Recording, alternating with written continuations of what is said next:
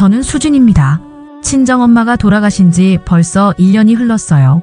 시간은 정말 빠르게 지나가는데 마음속 그리움은 여전히 제자리에 머물러 있습니다. 엄마 생각을 하지 않는 날이 없었는데 특히 이맘때가 되면 더욱 그립죠. 내일이 엄마의 첫 번째 기일이에요. 작년 이맘때 엄마를 떠나보내고 나서 저는 매일 이날을 준비해왔습니다. 마음으로는 말이에요. 하지만 막상 제사 준비를 시작하니 혼자서는 너무 벅찬 일이더라고요. 엄마가 살아계실 때는 당연히 엄마가 주도하셨는데 이제는 제가 모든 걸 책임져야 하잖아요. 오늘 새벽 5시부터 일어나서 제사상 준비를 시작했습니다. 먼저 엄마가 좋아하시던 나물들을 골라서 정성스럽게 무쳤어요. 도라지나물, 고사리나물, 시금치나물까지. 엄마는 항상 나물 하나하나에도 정성을 들이셨거든요. 음식은 정성이야 수진아. 대충 해서는 조상님들이 드시지 않으셔라고 하시던 엄마 목소리가 귓가에 맴돌았습니다. 그래서 더욱 신경 써서 준비했죠. 그 다음엔 시장에 나가서 제사상에 올릴 생선을 샀어요. 엄마가 평소 즐겨 드시던 조기를 골라서 비늘을 벗기고 손질하는데 손끝이 자꾸 떨렸습니다. 작년에는 엄마가 직접 해주셨는데 이제는 제가 다 해야 하는구나 싶어서 마음이 아팠거든요. 생선 손질하다가 몇 번이나 눈물이 떨어져서 물로 씻어내야 했어요. 부침가루도 사서 엄마 손맛이 그리운 전을 부치려고 준비했습니다. 엄마는 동그랗고 예쁘게 전을 부치셨는데 제가 부치면 항상 찌그러지더라고요. 그래도 최대한 엄마처럼 해보려고 노력했어요. 냉장고 안이 가득 찼지만 마음 한쪽은 여전히 허전했습니다. 뭔가 중요한 게 빠진 것 같은 기분이었죠. 남편 태호는 아침부터 계속 핸드폰만 들여다보더니 결국 입을 열었습니다. 회사 스트레스가 너무 쌓였어. 친구들이랑 낚시 다녀올게. 저는 칼로 물을 썰던 손을 멈췄어요. 무 써는 소리만 부엌에 울려 퍼지고 있었는데 갑자기 정적이 흘렀습니다. 이번 주말 엄마 제사야. 태호는 거실에서 낚시 장비를 챙기며 시큰둥하게 대답했죠. 작년에 했잖아. 굳이 매년 그렇게 정색할 필요 있냐? 그 말이 가슴에 꽂히는 순간 저는 말문이 막혔습니다. 작년에 했으니까 올해는 안 해도 된다는 건가요? 부모님 기일이 그렇게 가벼운 일인가요? 저는 고개를 들어 태호를 바라봤지만 태호는 이미 낚싯대를 어깨에 메고 현관 쪽으로 향하고 있었어요. 뒤돌아보지도 않고 말이죠. 저는 그 뒷모습을 바라보며 마음이 차가워지는 걸 느꼈습니다. 이런 태호의 모습이 처음은 아니었거든요. 잘 갔다 와. 태호는 그 한마디만 던지고 문을 닫았어요. 새벽 6시에 낚시를 가려면 그렇게 일찍 나가야 한다고 하더라고요. 하지만 저는 그 순간 정말 허탈했습니다. 엄마 기일 전날에 이렇게 혼자 남겨지다니. 결혼한 지 벌써 몇 년이 지났는데 태호는 여전히 제 마음을 이해하지 못하는 것 같았어요. 아니, 이해하려고 하지 않는다는 게 더 정확한 표현일까요? 부엌에 혼자 남겨진 저는 물을 썰다가 눈물이 났습니다. 엄마가 살아계실 때는 이런 일이 없었는데 이제는 정말 혼자구나 싶었거든요. 태호는 결혼 초에는 그래도 제사 때마다 도와주려고 했었어요. 서툴지만 나물도 같이 무치고 전도 같이 부치면서 웃기도 했는데 언제부터인가 점점 관심이 없어지더라고요. 처음에는 잘 모르겠어라고 하더니 나중에는 아예 너가 알아서 해라고 말하기 시작했죠. 그러다가 이제는 아예 자리를 피해버리는 수준까지 왔습니다. 저는 눈물을 닦고 다시 물을 썰었습니다. 엄마가 보고 계실 텐데 울면서 음식을 만들 수는 없잖아요. 엄마는 항상 밝은 마음으로 음식을 해야 맛있다고 하셨거든요. 화내면서 요리하면 음식이 쓴맛이 난다고 하시던 엄마 말씀이 생각났어요. 그래서 억지로라도 마음을 가라앉히려고 노력했습니다. 오전 내내 시장을 오가며 부족한 재료들을 더 사왔습니다. 제사상에 올릴 과일도 골라야 하고 엄마가 좋아하시던 한과도 사야 했어요. 배, 사과, 감까지 하나하나 정성스럽게 골랐죠. 우리 아이는 아직 4살이라 하루 종일 엄마 따라다니며 칭얼거렸어요. 엄마 언제 끝나? 심심해. 아빠는 언제 와? 하면서 말이죠. 평소 같았으면 태호가 아이를 봐줬을 텐데 오늘은 낚시를 가버려서 저 혼자 모든 걸 해야 했습니다. 잠깐만, 엄마가 할머니 드릴 음식 만들고 있어. 조금만 기다려줘. 아이에게 그렇게 말하면서도 가슴이 아팠어요. 아이는 친정할머니 얼굴도 제대로 기억하지 못할 텐데 엄마는 이 아이를 얼마나 예뻐하셨는지 몰라요. 아이가 태어났을 때 엄마는 눈물을 흘리며 기뻐하셨거든요. 우리 수진이가 엄마가 됐네라고 하시며 손자를 안고 행복해 하시던 모습이 아직도 선명합니다. 오후에는 전을 부치기 시작했습니다. 동그랑땡, 생선전, 호박전, 감자전, 부추전까지. 엄마가 해주시던 그 맛을 내려고 애썼지만 뭔가 부족한 것 같았어요. 엄마의 손맛은 정말 따라할 수 없는 건가 봅니다. 그래도 최선을 다했죠. 기름이 튀어서 손등이 빨갛게 됐지만 엄마 생각에 아픔도 잊었어요. 전을 하나씩 뒤집을 때마다 엄마가 옆에서 잘한다, 수진아라고 말씀하시는 것 같았습니다. 엄마는 항상 저를 격려해 주시던 분이었거든요. 저녁 무렵 제사상을 차리기 시작했습니다. 엄마 사진을 정중앙에 모시고 그 앞에 정성스럽게 준비한 음식들을 올렸어요. 밥 한 그릇, 국 한 그릇, 그리고 엄마가 좋아하시던 나물들과 전들까지. 상을 다 차리고 나니 정말 엄마가 앞에 앉아 계신 것 같았습니다. 엄마 사진 속 따뜻한 미소가 저를 바라보고 있었어요. 그 미소를 보고 있으니 마음이 좀 편해지는 것 같았죠. 밤이 되어서야 모든 준비가 끝났습니다. 아이는 이미 지쳐서 잠들었고 집안은 조용했어요. 저는 엄마 사진 앞에 무릎을 꿇고 앉았습니다. 하루 종일 바쁘게 움직이느라 엄마와 제대로 이야기할 시간도 없었는데 이제야 조용히 엄마를 마주할 수 있었습니다. 엄마, 올해도 나 혼자예요. 그 사람은 안 변하네요.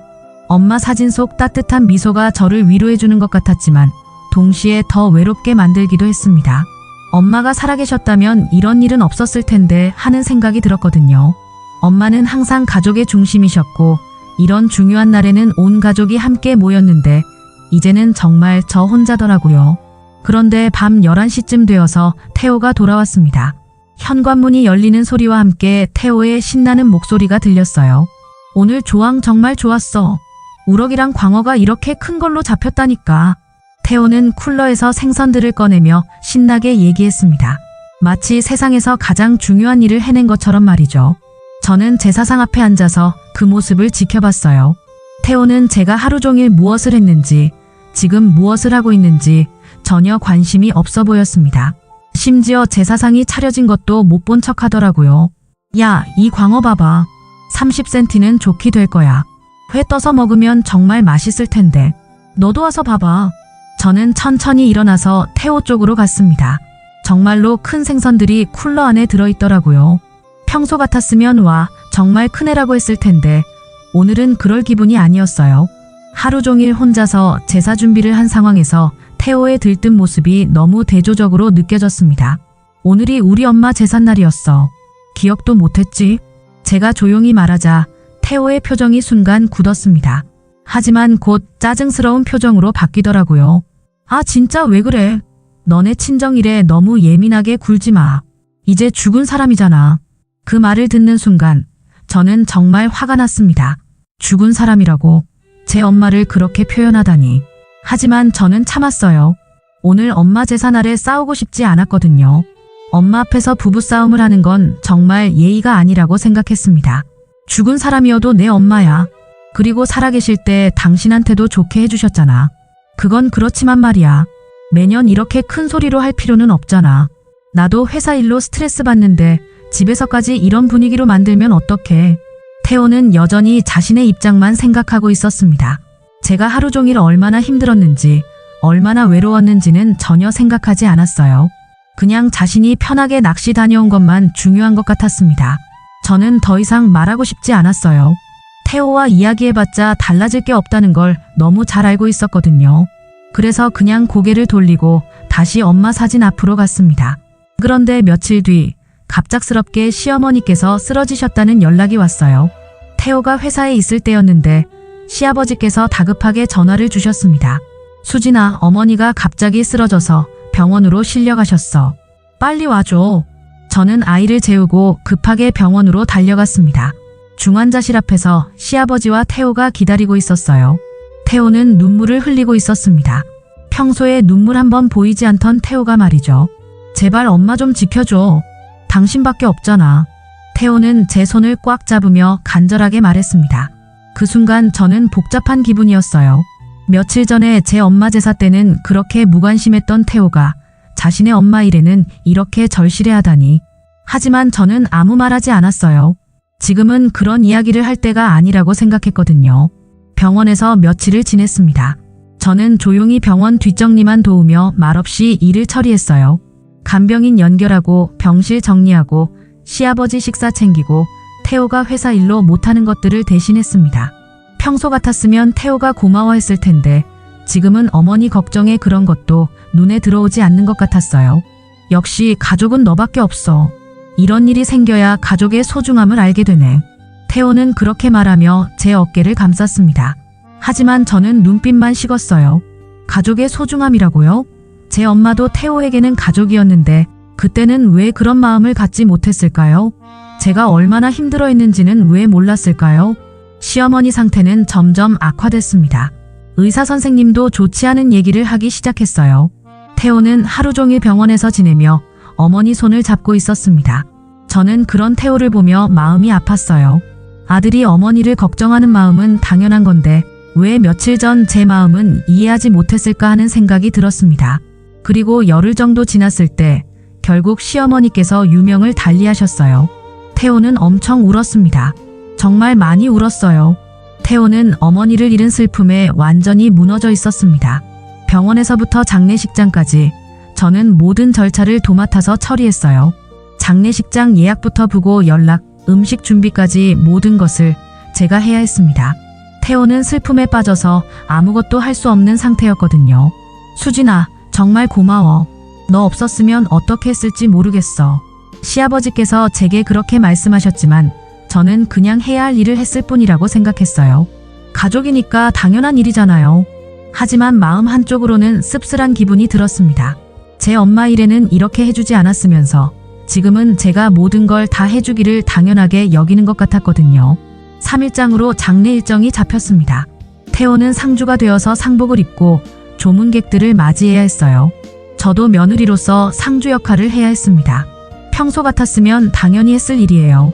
시어머니께서 저에게도 친엄마처럼 잘해주셨으니까 말이죠. 그런데 장례 준비를 하면서 태호가 한 말이 저를 완전히 돌아서게 만들었습니다. 상주 자리는 며느리가 맡아줘야지. 내가 혼자서는 못하겠어. 태호는 그렇게 말하며 제게 모든 걸 맡기려고 했어요. 조문객 응대, 음식 준비, 손님 접대까지 모든 것을 제가 도맡아서 하라는 거였습니다. 마치 그게 당연한 일인 것처럼 말이죠. 저는 그 순간 며칠 전 제 엄마 제사 때가 떠올랐습니다. 그때 태호는 죽은 사람이라고 했잖아요.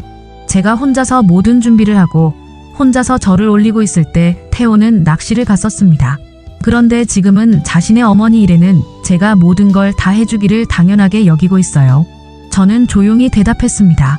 나는 이제 죽은 사람보다 산 사람을 챙기기로 했잖아. 당신 논리대로. 태호는 순간 무슨 말인지 이해하지 못하는 표정이었어요. 하지만 저는 더 이상 설명하고 싶지 않았습니다. 태호가 제 마음을 이해하지 못한다면 저도 굳이 이해시키려고 애쓸 필요가 없다고 생각했거든요. 장례식 첫날이 시작됐습니다. 아침 일찍부터 조문객들이 오기 시작했어요. 시어머니와 가까웠던 분들, 시아버지 직장 동료들, 태호 친구들까지 정말 많은 사람들이 왔습니다.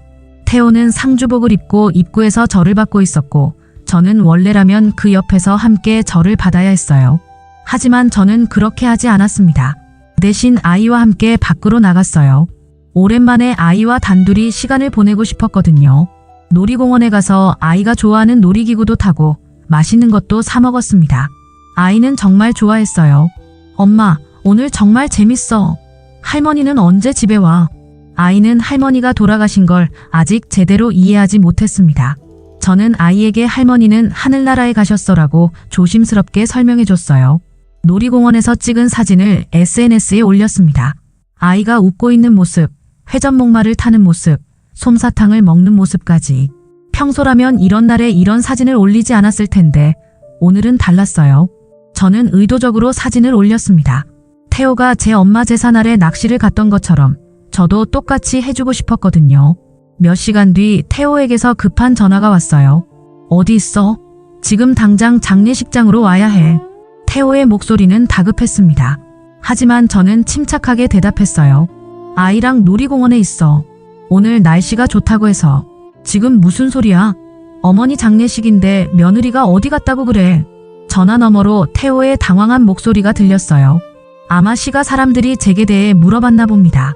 며느리는 어디 갔냐? 이런 날에 아내가 없으면 어떡해? 상주는 태호 혼자 하는 거야? 분명히 이런 말들을 들었을 거예요. 저는 그런 상황이 충분히 예상됐지만 전혀 마음이 아프지 않았습니다. 오히려 시원한 기분이었어요. 다음 날 아침, 저는 장례식장에 나타났습니다. 하지만 평소와는 다른 모습으로 말이죠. 손에는 낚싯대를 들고 아이스박스까지 끌고 갔어요. 어젯밤에 미리 준비해둔 거였습니다. 장례식장 안으로 들어가서 조문객들이 앉는 자리 옆 테이블에 낚시 장비들을 정리해서 놓았습니다. 사람들이 저를 이상하게 쳐다봤지만 저는 신경 쓰지 않았어요. 태호는 저를 보자마자 화들짝 놀라며 달려왔습니다. 지금 이게 무슨 짓이야? 여기가 어디인데 낚시 장비를 가져와? 태호의 목소리는 떨리고 있었어요. 주변 사람들의 시선이 모두 저희에게 집중됐습니다. 하지만 저는 담담하게 말했습니다. 오늘 좋은 날씨래서요. 어머니가 좋아하시던 갈치 잡으러 가려고요. 갈치를 왜 갑자기? 당신도 우리 엄마 제사날 그랬잖아.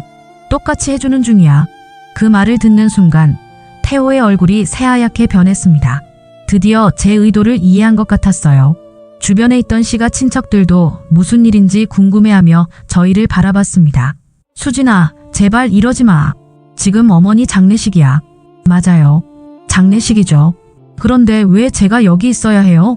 당신 말대로 하면 이제 죽은 사람인데 굳이 매년 이렇게 정색할 필요 있나요? 제가 태호가 했던 말을 그대로 따라하자 태호는 완전히 당황했습니다. 주변 사람들도 저희 대화를 듣고 있어서 태호는 더욱 난처해 보였어요. 그때는 내가 잘못 생각했어. 미안해. 미안하다고 해서 달라지는 건 없어요. 저는 당신이 제 엄마한테 한 것처럼 할 뿐이에요. 저는 낚싯대를 정리하며 일어났습니다. 그리고 태호에게 마지막으로 말했어요. 갈치가 잘 잡히는 포인트가 있다고 하더라고요. 어머니도 생선 좋아하셨으니까 기뻐하실 거예요. 태호는 아무 말도 할 수 없었습니다. 제가 그동안 얼마나 상처받았는지, 그날 얼마나 외로웠는지 이제야 조금이라도 이해하게 된 것 같았어요. 저는 낚시 장비를 들고 장례식장을 나섰습니다. 뒤에서 태호가 제 이름을 부르는 소리가 들렸지만 돌아보지 않았어요. 정말로 바다로 갈 생각은 없었지만 태호에게는 그렇게 보이게 하고 싶었습니다. 저는 정말로 장례식장을 나와서 차에 낚시 장비를 실었습니다. 태호가 뒤따라 나왔지만 저는 시동을 걸고 그대로 떠났어요. 백미러로 보니 태호가 저를 부르며 손을 흔들고 있었지만 저는 돌아보지 않았습니다. 사실 바다로 갈 생각은 전혀 없었어요. 대신 친정 언니 집으로 갔습니다. 언니는 제 모습을 보고 깜짝 놀랐어요. 수진아, 무슨 일이야? 시어머니 장례식 중인데 왜 여기 와? 저는 언니에게 그동안 있었던 일들을 모두 털어놨습니다. 엄마 제사날 태호가 낚시 간 일, 제가 혼자서 모든 걸 준비했던 일, 그리고 오늘 제가 한 일까지 말이죠. 언니는 제 이야기를 듣고 한숨을 쉬었어요. 그동안 많이 힘들었구나. 엄마 돌아가시고 나서 내가 혼자 다 감당하느라 얼마나 속상했을지 알겠어. 언니의 위로가 고마웠지만 저는 이미 마음을 정한 상태였습니다. 더 이상 태호와 함께 살 수 없다는 걸 확실히 깨달았거든요. 태호에게서 하루에 몇십 통씩 전화가 왔지만 받지 않았어요. 문자도 계속 왔습니다. 수진아, 제발 돌아와. 내가 잘못했어. 장례식 못 치르겠어. 사람들이 다 물어봐. 진짜 미안해. 다시는 그런 일 없을게. 하지만 저는 답장하지 않았습니다. 이미 늦었다고 생각했거든요. 태호는 자신이 곤란해지니까 미안하다고 하는 거였어요. 정말로 제 마음을 이해해서가 아니라 말이죠.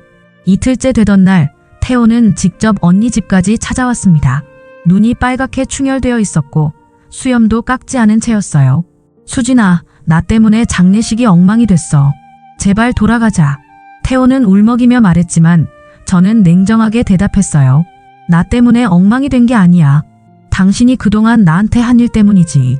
내가 정말 잘못 생각했어. 다시는 그런 일 없게 할게. 그런 말 이제 들어봤자 소용없어. 저는 태호에게 등을 돌렸습니다. 태호는 한참 동안 서 있다가 결국 돌아갔어요. 3일장 마지막 날이었습니다. 저는 여전히 언니 집에 있었고 장례식장에 가지 않았어요. 태호 혼자서 모든 걸 처리해야 했을 겁니다.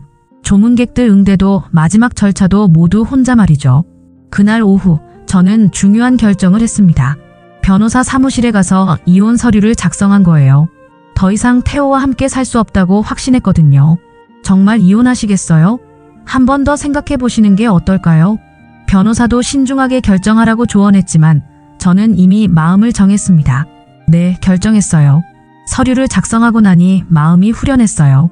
물론 두렵기도 했지만 이제 더 이상 태호의 무관심과 이기적인 모습을 견딜 필요가 없다는 생각에 오히려 안도감이 들었습니다. 장례식이 끝난 그날 저녁 저는 이혼 서류를 장례식장 접수대에 맡겨달라고 부탁했어요.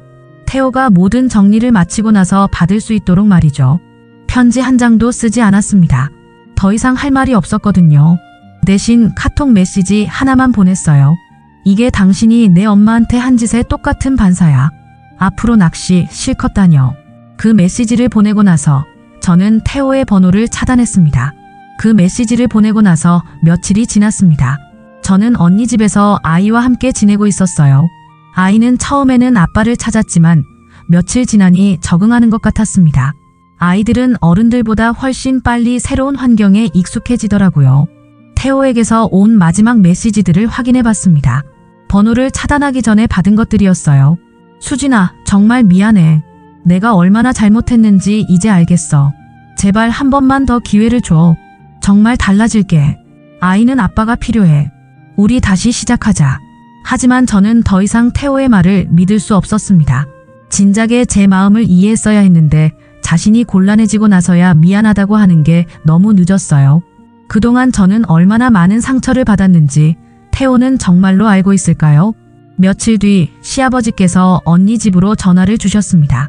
수진아, 태호가 요즘 너무 힘들어해. 회사도 제대로 못 나가고 있어. 한 번만 더 생각해보면 안 되겠니? 시아버지의 목소리는 지쳐 있었어요.